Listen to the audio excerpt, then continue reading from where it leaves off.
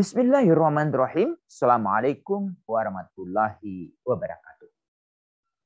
Pemirsa Layak TV, Ayahanda dan Bunda, alhamdulillah kita masih diberi kesempatan oleh Allah untuk berbagi informasi. Kali ini terkait dengan penjelasan apa yang dimaksud dengan Konvensi Perserikatan Bangsa-Bangsa tentang hak-hak anak. Konvensi hak anak adalah perjanjian penting oleh negara-negara yang telah berjanji untuk melindungi hak-hak anak.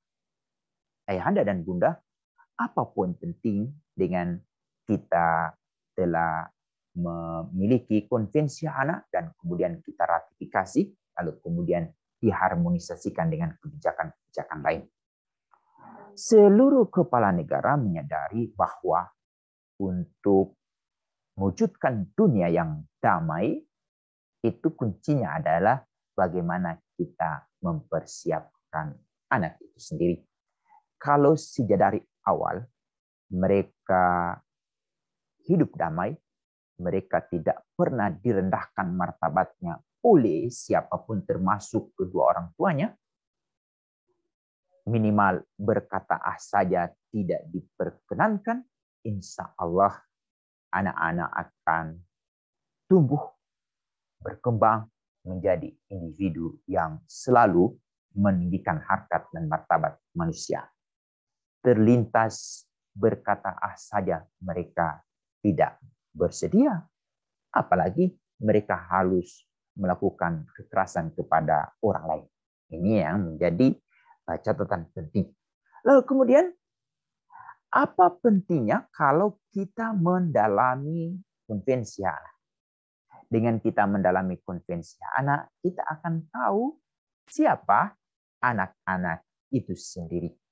Lalu kemudian kita akan mengetahui semua hak mereka. Dan siapa yang harus bertanggung jawab dalam hal ini adalah pemerintah yang mendapatkan amanah dari rakyat melalui pemilihan umum. Nah, untuk itu, bagi ayahanda dan bunda, kita setiap 5 tahun memilih calon anggota legislatif, memilih calon pemimpin kepala daerah, baik itu di tingkat kabupaten, kota, provinsi, maupun presiden. Kita harus memastikan orang-orang yang akan kita beri amanah itu apakah mereka benar-benar memperhatikan tidak anak-anak kita. Untuk itu kita harus ambil bagian dalam hal ini. Penentu pertama adalah mereka yang memiliki hak suara. Sekali kita memilih pemimpin yang terbaik dan selalu memperhatikan kepentingan terbaik bagi anak, insya Allah anak-anak kita akan diperhatikan sejak dari awal. Tetapi sebaliknya, kita akan merasakan kerugian yang berkali-kali lipat bila pemimpin-pemimpin yang kita pilih tidak memperhatikan kepentingan terbaik bagi anak. Nah, ini menjadi sangat penting, perlu kami tekankan dalam hal ini. Lalu kemudian dengan kita mempelajari konvensi anak, kita akan mengetahui bahwa semua hak anak itu saling terhubung.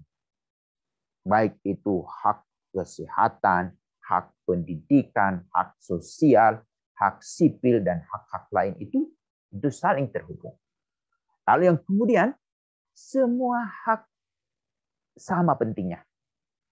Dan yang menarik adalah hak tersebut tidak dapat diambil dari anak-anak. Ambil contoh, ada seorang anak yang menjadi pelaku tindak pidana. Memang kita sudah memiliki Undang-Undang Nomor 11 Tahun 2012 tentang Sistem Peradilan Pidana. Ke kantor polisi itu adalah alternatif terakhir. Jadi semua harus diselesaikan di tingkat masyarakat karena kita menganggap anak yang menjadi pelaku tindak pidana sesungguhnya adalah korban pengabaian dari kedua orang tua, masyarakat, keluarga besar, dan para tokoh. Nah, untuk itu, pada saat dia menjadi pelaku tindak pidana, kita harus menyelesaikan secara keluarga. Tetapi kalau tidak ketemu titik penyelesaiannya, akhirnya anak ini harus dibawa ke kantor polisi. Di sana mereka akan ditangani oleh satu unit spesial penanganan perempuan dan anak. Di sana mereka terlatih bagaimana bertanya, bagaimana mendalami kasus ini, dan bagaimana menyelesaikan kasus ini jangan sampai masuk ke kejaksaan. Di sana akan ditangani oleh polisi-polisi yang hebat. Pada saat anak ditangani oleh tim khusus di Polres, anak-anak itu cuma satu hak yang diambil dari dirinya, yaitu hak bebas kemana-mana. Tetapi hak atas pendidikan, hak atas kesehatan, hak untuk pengembangan diri, hak-hak lain itu tidak boleh dihilangkan.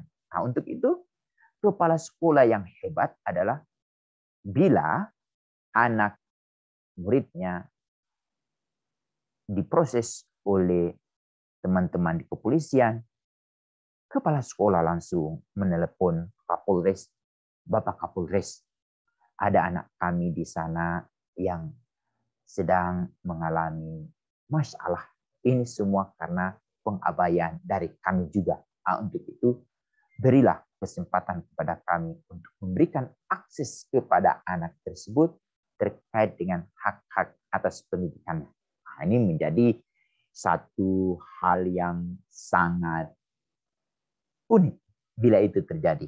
Karena selama ini kita ketahui anak-anak yang sudah menjadi pelaku tindak pidana atau dipersangkakan menjadi pelaku tindak pidana, hak-hak itu hilang begitu saja.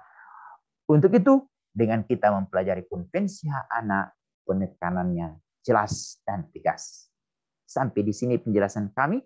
Semoga ayahanda dan bunda dapat memahami lebih lanjut pada sesi-sesi lanjutan insya Allah. Demikian, Assalamualaikum warahmatullahi wabarakatuh.